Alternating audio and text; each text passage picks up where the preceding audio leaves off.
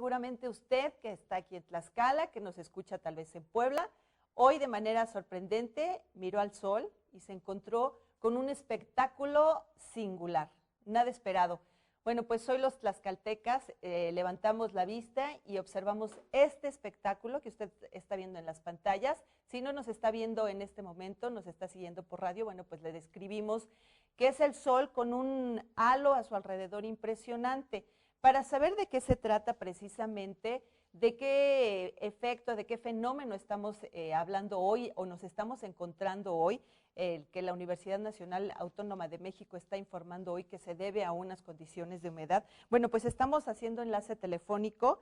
Le agradezco muchísimo al doctor José Ramón Valdés del Instituto Nacional de Astrofísica, Óptica y Electrónica allá en Puebla, en Cholula, Puebla. Bueno, no es en Cholula, pero allá está el INAOE. Y le agradecemos que esté en la línea telefónica porque queremos preguntarle precisamente a doctor José Ramón, buena tarde. Ahí lo tenemos, ¿verdad? En la línea telefónica. Doctor José Ramón, ¿qué estamos viendo hoy aquí en Tlaxcala, en Puebla, en la Ciudad de México? Este fenómeno que estamos viendo en el sol, ¿de qué se trata?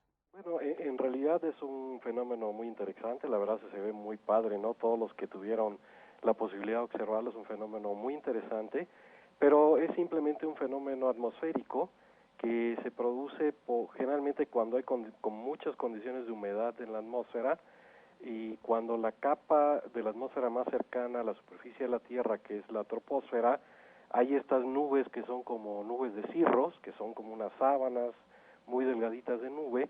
Esas nubes generalmente están llenas de cristales de hielo porque a una altura entre 6 y 10 kilómetros pues la temperatura es muy baja y estas nubes están llenas de cristales de hielo que lo que hacen simplemente es producir la refracción de la luz del sol, es decir, como que doblan la luz del sol y digamos que la difunden en todas direcciones en la atmósfera. Y es por eso que vemos este fenómeno que se conoce como halo solar, o con un término, digamos, un poquito más científico, se conoce como círculo parahélico alrededor del Sol, pero repito que es producido por cristales de hielo que hay en las capas más bajas de la atmósfera, entre 5 y 10 kilómetros de altura aproximadamente. Doctor, pero es poco común, ¿verdad, esta situación?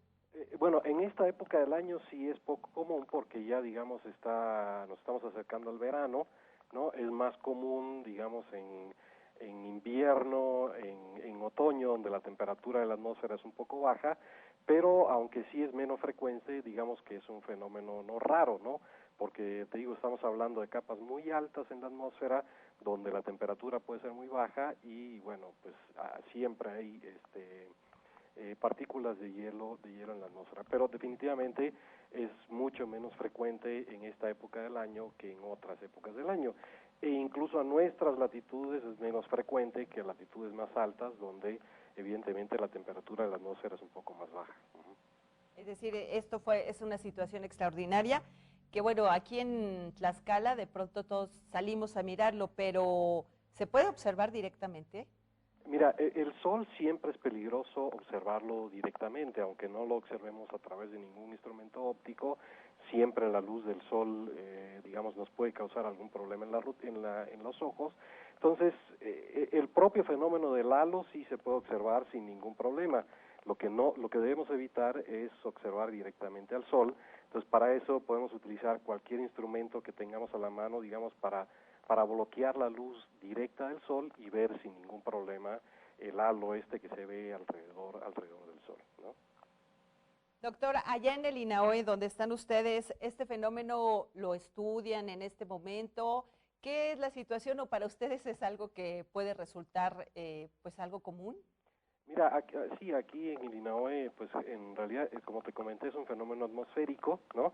No es un fenómeno astronómico porque se produce por condiciones muy particulares en la atmósfera y por ser efectivamente un fenómeno atmosférico, digamos que no es objeto de estudio particular acá de los astrónomos que trabajamos en el INAOE, más bien sería la gente que dedica un poco a la geofísica, a estudiar las condiciones de la atmósfera terrestre, son los que estudian este tipo de fenómenos, ¿no?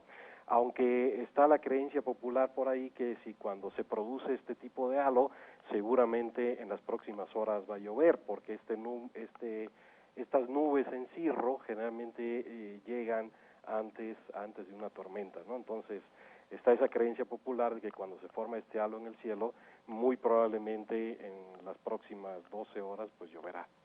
Lo cual no es raro porque sabemos que está lloviendo prácticamente todas las tardes, ¿no? Así es, efectivamente hemos tenido lluvias torrenciales en estos últimos días y allá en Puebla pues también les ha llovido bastante fuerte. Doctor, para terminar esta entrevista, entonces ¿es un efecto meramente visual?